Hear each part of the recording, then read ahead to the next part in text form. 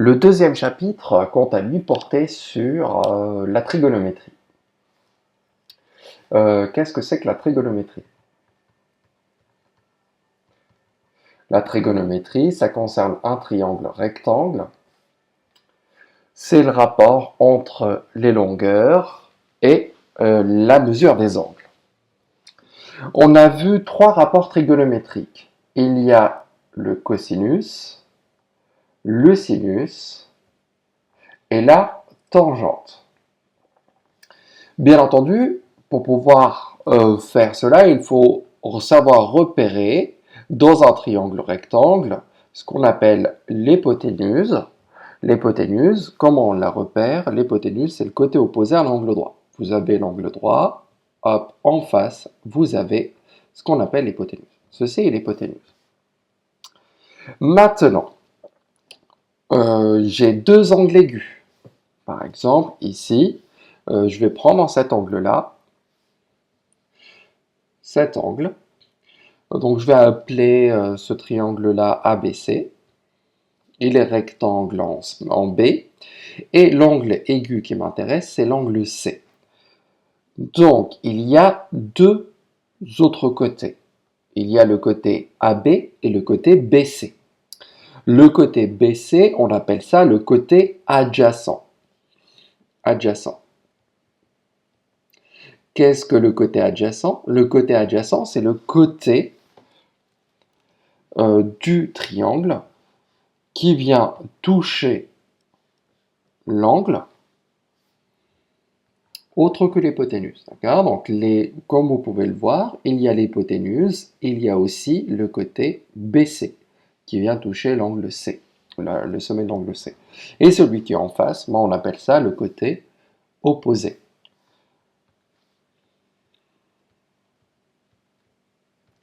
Ce côté-là, c'est le côté opposé à l'angle C. Donc, on a un moyen mnémotechnique pour ne pas se perdre. CAH, SOH, TOA. Donc, cosinus, c'est la longueur du côté adjacent divisé par la longueur de l'hypoténuse. Le sinus d'un angle aigu, c'est la longueur du côté opposé divisé par la longueur de l'hypoténuse. Et la tangente, c'est le rapport de la longueur du côté opposé par la longueur du côté adjacent. Donc, si je m'intéresse à l'angle C ici, par exemple, je m'intéresse au cosinus. On n'oublie pas, cosinus, sinus et tangente, ce sont trois fonctions qui donnent trois rapports. Donc, ce sont fonctions. On s'intéresse à l'angle C ici, c'est l'angle C. Donc, le cosinus, le sinus et la tangente de l'angle C. Donc, le cosinus, c'est adjacent sur hypoténuse, adjacent sur hypoténuse. Le côté adjacent, c'est BC. Et l'hypoténuse, c'est AC. Dans ce triangle-là, le cosinus de l'angle C, c'est BC sur AC. Ensuite, le sinus de l'angle C, c'est opposé sur hypoténuse, c'est-à-dire AB sur AC. Et enfin, on a la tangente, c'est opposé sur adjacent. Opposé sur adjacent, l'opposé c'est AB et l'adjacent c'est BC. Attention ici, ce sont les longueurs. Pour l'instant, il faut juste savoir repérer le côté opposé, le côté adjacent et l'hypoténuse, bien entendu, et connaître les rapports trigonométriques. Ça va nous servir. Donc, si je connais les longueurs, toutes les longueurs, je peux alors trouver le cosinus et par conséquent, on va utiliser la calculatrice pour trouver la mesure de l'angle. Et si je connais la mesure de l'angle et une longueur, je peux déterminer une longueur manquante. Par exemple, on va prendre des exemples. Donc, on va prendre un triangle rectangle. Ce triangle rectangle, je vais l'appeler XYZ.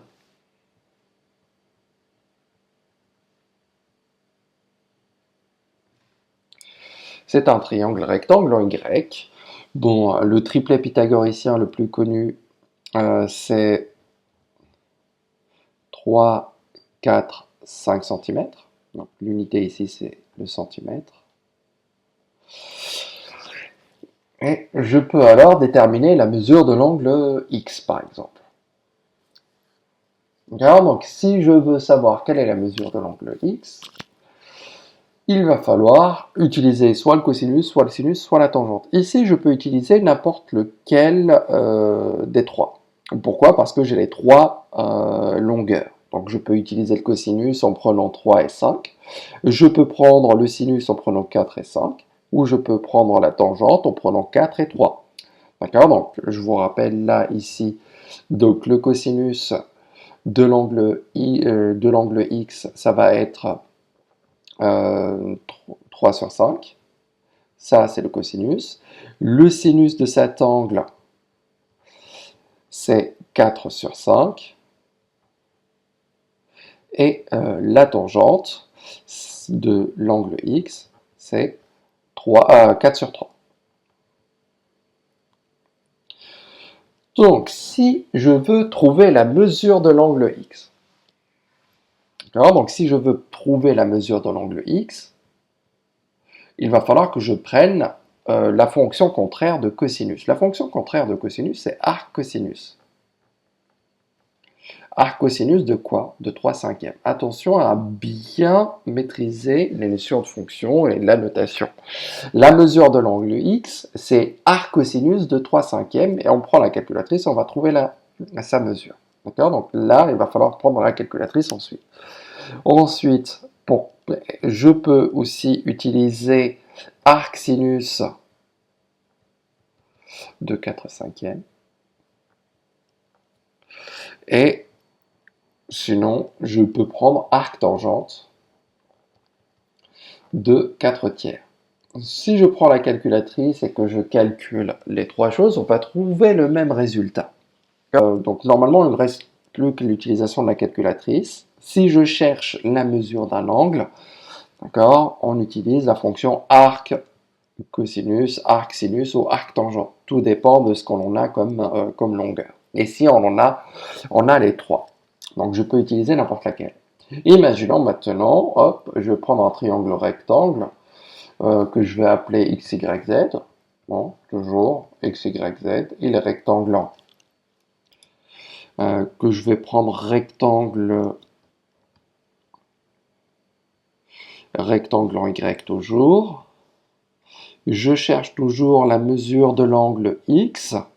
Cependant, je vais donner uniquement deux longueurs. Je vais donner YZ. Je vais donner YZ qui fait, je ne sais pas, 12 par exemple. Et ici, je vais prendre 13 cm. Qu'est-ce que je vais pouvoir utiliser comme rapport trigonométrique? Comme vous pouvez le voir, ici, XZ, c'est l'hypoténuse. Ça, c'est, attention, hein, ça, c'est un brouillon, hein, on n'écrit pas juste comme ça. Hein, donc, si je veux écrire quelque chose, XZ, c'est la longueur de l'hypoténuse, il faut créer une vraie phrase. Donc là, c'est un brouillon, c'est juste pour essayer d'expliquer. Donc, YZ, qu'est-ce que c'est? C'est la longueur de l'opposé. Qu'est-ce que j'obtiens avec opposé et hypoténuse? Hein, on se rappelle, c'est le sinus. SOH, d'accord? Donc, on va prendre le sinus. Le sinus de l'angle X, c'est YZ, pardon, sur XZ. C'est-à-dire 12 sur 13. J'ai le sinus, je veux trouver la mesure de l'angle. Donc attention, x ne mesure pas 12/13. Pour trouver la mesure de l'angle x, il va falloir faire arc sinus de 12 sur 13. On prendra la calculatrice et on calculera cela. Pour trouver la mesure de l'angle x, on va prendre arc sinus de 12/13. Et ça, on utilisera la calculatrice pour pouvoir trouver ce résultat-là. Maintenant, on va prendre un triangle rectangle. Je vais appeler ce triangle-là ABC.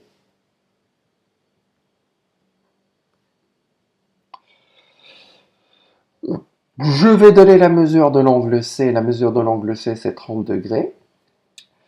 Et je connais la mesure du segment AC. Le segment AC mesure 5 cm. et on cherche la longueur du segment AB. Si je cherche la longueur du segment AB, en ayant une longueur et une mesure d'angle dans un triangle rectangle, il va falloir utiliser la trigonométrie. D'accord? Donc je ne peux pas utiliser le théorème de Pythagore. Pour pouvoir utiliser le théorème de Pythagore, il faut connaître deux longueurs. Or, ce n'est pas le cas ici.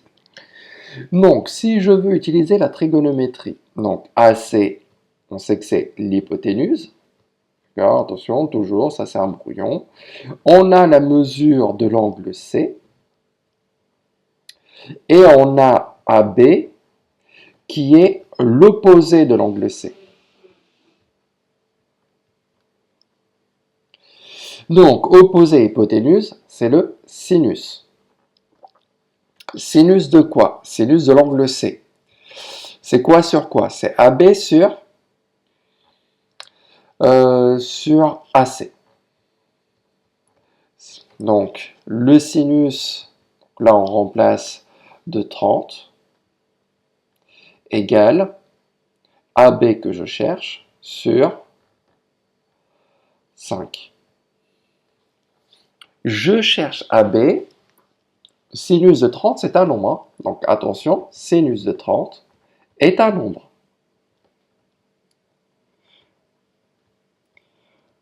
Donc on peut faire le produit en croix. Pour pouvoir utiliser le produit en croix, je peux rajouter le 1 qui est ici, donc c'est sur 1.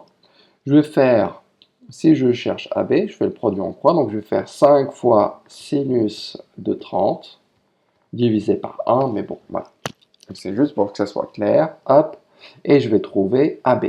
AB, ça va être quoi? AB, ça va être 5 fois sinus de 30, et on va prendre la calculatrice, et on trouvera le résultat.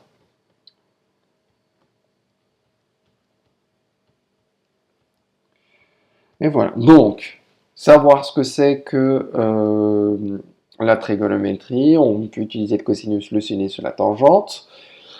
Si on cherche la mesure d'un angle, on prend arc sinus, arc cosinus ou arc tangente du rapport que l'on a. Et si je cherche une longueur, je fais le produit en croix après avoir remplacé.